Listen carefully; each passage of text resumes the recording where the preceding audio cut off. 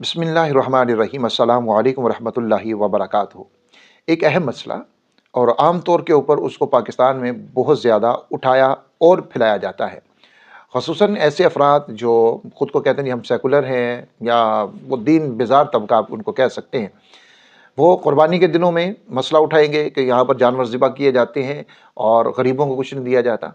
और जो लोग हज उम्रा पर जाते हैं उनके बारे में कहेंगे कि ये देखें जी वहाँ पर हज उम्रा के लिए जाते हैं, गरीबों के ऊपर पैसे इनको खर्च करना चाहिए। तो आज की वीडियो के अंदर हम इसके ऊपर बात करेंगे कि क्या हमें हज उम्रा पर जाना चाहिए या फिर हमें अपने उसी हज उम्रा के पैसों को गरीबों, यतीमों, मिस्किनों के ऊपर खर्च कर देना चाहिए। इन दोनों चीज़ों को हमने समझना है इंशाअल्लाह ताला। उससे पहले चैनल को सब्सक्राइब कर दीजिए। नाज़रीन इकराम, हज और उम्रा, पहले तो इसका हुक्म समझ लीजिए। हज का हुक्म कि जो भी साहिब इस्तिताअत है, जिसके पास इस्तिताअत है, इस्तिताअत से मुराद क्या है?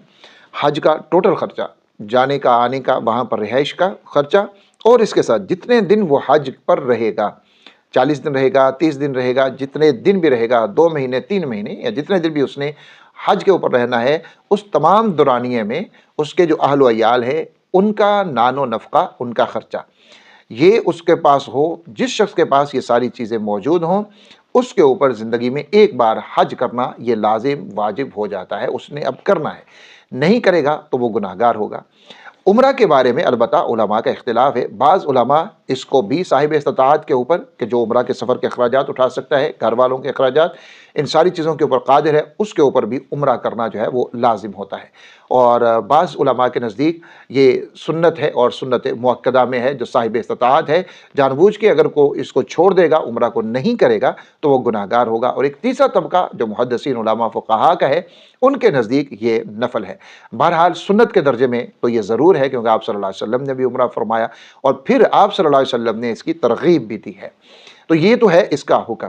अब आते हैं उस मसला की तरफ कि क्या हमें हज और उम्रा पर जाना चाहिए या हमें हज और उम्रा के पैसे गरीब, यतीम, मिस्कीन, अपने पड़ोसी, अपने रिश्तेदार के ऊपर खर्च कर देना चाहिए। इस्लाम का मिजाज क्या है इन्फाक के बारे में, यानी पैसा दूसरों के ऊपर खर्च करने के बारे में इस्लाम क्या कहता है? कुरान मजीद फुरकान हमीद का अगर आप मुताला करते हैं तो कुरान मजीद और फिर आप सल्लल्लाहु अलैहि वसल्लम की हदीस को अगर हम देखते हैं, पढ़ते हैं, समझते हैं तो इन दोनों चीज़ों का जो खुलासा है वो हमें ये नज़र आता है कि कुरान हमें अपने माल को 2 तरीक़ों से खर्च करना सिखाता है, या हदीस शरीयत हमें 2 तरीक़ों से अपने माल को खर्च करना सिखाती है। एक तरीका है फ़र्ज़, वाजब, ज़रूरी है आपका। मसलन जो साहिब निसाब है उसके ऊपर ज़कात है, वो 2.5% ज़कात देगा ही देगा।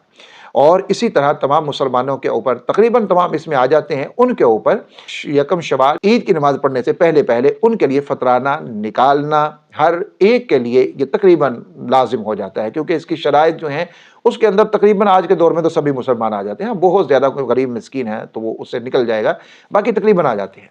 तो एक तो ये है और तीसरा ये कि जो साहिब निसाब है वो ज़ाहिर अपने पैसे से कुर्बानी करेगा। एक तो इस्लाम का हुक्म ये है कि अपने माल को आपने इस तरीके से खर्च करना है और लाज़मी करना है। दूसरा इस्लाम का हुक्म ये है जो कुरान मजीद में बार बार उसकी तरगीब भी दी गई और हदीस मुतहरा के अंदर उसकी तरगीब दी गई, वो ये है कि तुम अपने माल को गरीबों, यतीमों, मिस्किनों, ज़रूरतमंदों, कैदियों, मुसाफिरों के ऊपर तुम खर्च करो।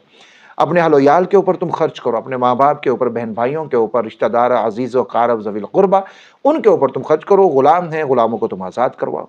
तो एक ये है, यानी ये 2 तरीक़ों से इस्लाम माल को खर्च करने की तरग़ीब देता है, एक वाजिब तरीके से और दूसरा जो है वो नफली तरीके से। तो ये दोनों चीज़ें अब आपकी समझ में आ गई होंगी। अब हम बढ़ते हैं अपने मसले की तरफ। हज ज़िंदगी में एक बार करना ये लाजिम है, साहिब इस्तिताअत के लिए नहीं करेगा गुनाहगार ठहरेगा। उम्रा एक बार करना ये सुन्नत मुअक्कदा है। अगर हम दरमियानी रास्ता दोनों इख्तिलाफ़ात को देखते हुए, बल्कि तीनों जो अक़वाल हैं उनको देखते हुए निकालते हैं तो सुन्नत मुअक्कदा आप इसको कहिए। एक दफ़ा करना साहिब इस्तिताअत के लिए ज़रूरी है, सुन्नत मुअक्कदा वो इसको करेगा। अगर जानबूझ के छोड़ेगा, सारे वसाइल उसके पास मौजूद हैं फिर भी नहीं करेगा तो ज़ाहिर है वो गुनाहगार ठहरेगा।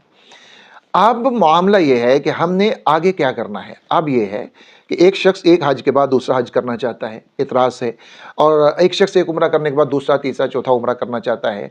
अब यहाँ पर इतराज़ ये होता है कि तुम वहाँ पर ना जाओ, तुम यहाँ पर इसको खर्च करो। और ये जो एतराज़ करने वाले हैं ये बड़े सियाने हैं। इनका एतराज़ कुर्बानी के जानवर पर होगा, इनका एतराज़ जो है वो हज और उम्रे के ऊपर होगा, इनका एतराज़ इस्लाम के किसी भी हुक्म के ऊपर अमल करने के ऊपर तो हो सकता है, इनका एतराज़ अपनी चीज़ों के ऊपर नहीं होता। मसलन अब आप एक 3 मरले के मकान में आप एक अच्छा मकान बना लें, उसमें रह सकते हैं, गुज़ारा हो सकता है। लेकिन वो इतराज़ करने वाला 5 मरले में, 10 मरले में एक अच्छी खासी कोठी में रह रहा होता है।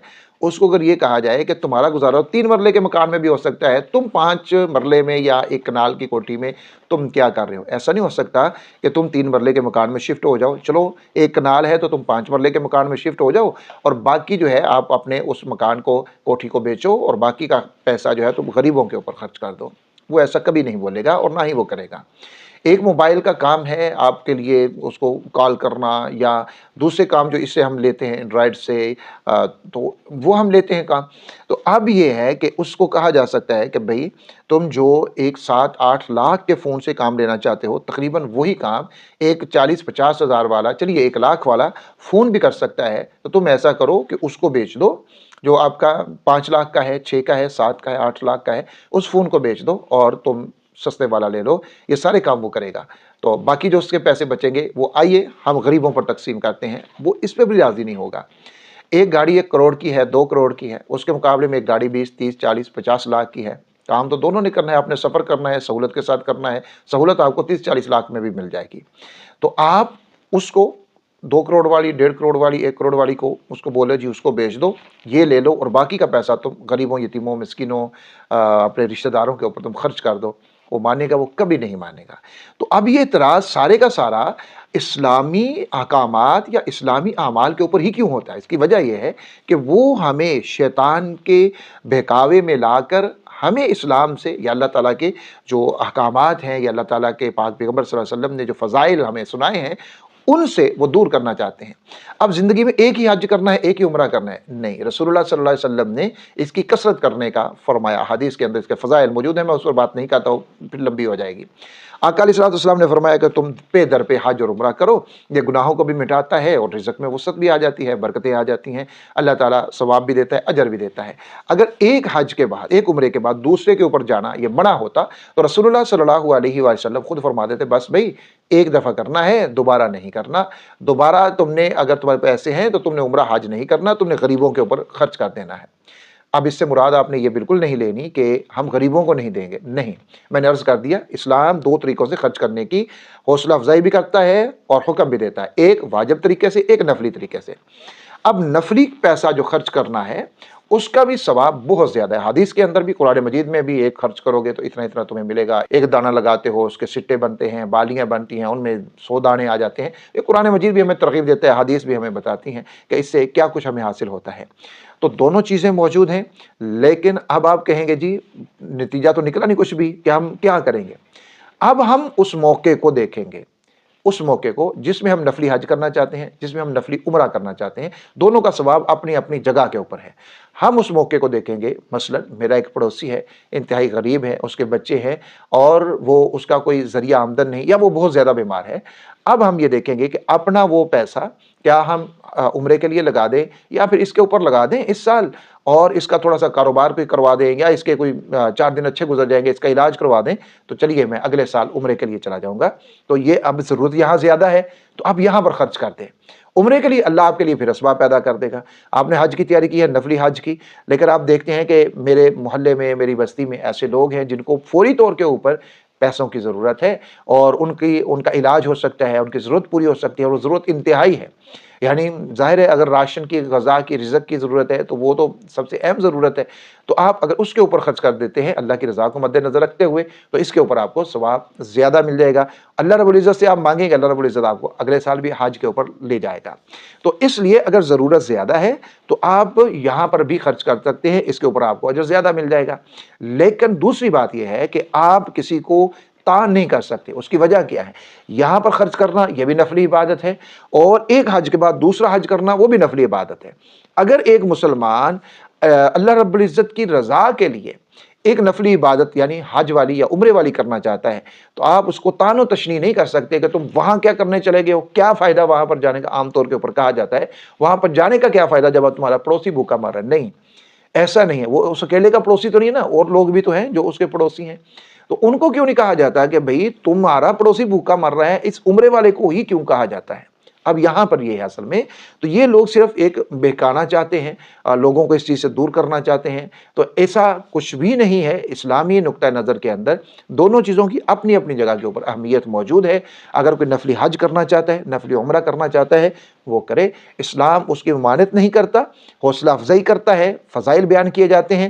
اور اگر کوئی انہی پیسوں کو وہ ضروری سمجھے کہ میں اپنے ہمسائے کے اوپر، غریب رشتہ دار کے اوپر خرچ کر دوں، تو اس کو بھی انشاءاللہ تعالی بہت زیادہ اجر ملے گا۔ تو جس چیز کی آپ ضرورت محسوس کرتے ہیں کہ یہاں پر مجھے زیادہ خرچ کرنا چاہیے، وہاں کر دیجئے، اور اگر آپ ضرورت محسوس کرتے ہیں کہ نہیں مجھے اب عمرہ کرنا ہے، تو آپ عمرے پہ چلے جائیے۔ دونوں چیزیں نفلی ہیں اور دونوں کے اوپر ہی آپ کو اجر و ثواب ملے گا۔ تان و تشنیع کرنا کسی کے لیے بھی درست نہیں ہے۔ جو تان و تشنیع کرتا ہے اس کو بولیے کہ آپ پہلے اپنے دنیاوی معاملات کے اندر ایسا کریں کہ اپنے اخراجات کو کم کریں اور اپنے ہمسائے کو دینا شروع کر دیں، پھر میں سوچوں گا کہ میں نے حج اور عمرے کے اوپر جانا ہے یا نہیں جانا۔ اللہ رب العزت ایسے اعتراضات سے ہم سب کی حفاظت فرمائے اور ہم سب کو بار بار حج بیت اللہ اور عمروں کی سعادت اور وہاں کی باادب حاضری نصیب فرمائے۔ آمین یا رب العالمین۔